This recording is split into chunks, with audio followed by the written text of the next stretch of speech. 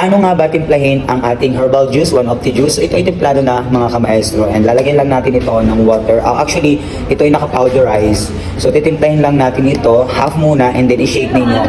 And after that is hanggang dito na yung water. So i-shake ninyo habang matunaw or ma-dissolve ang powder. And ang kagandahan nito guys, mas masarap siyang inumin kapag naka-refrigerator. So let's try this para pampalakas ng ating immune system. Prevention is better than cure. So let's drink one of the juice. Ito siya. And sa mga hindi pa nakakilala ng ating one of the products, so just comment, reach me out to ask questions regarding products.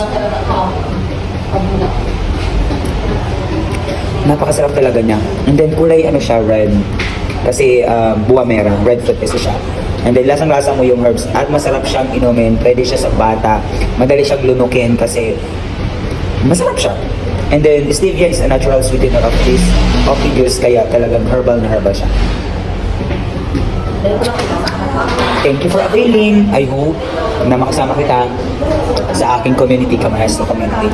Bye! See you next time!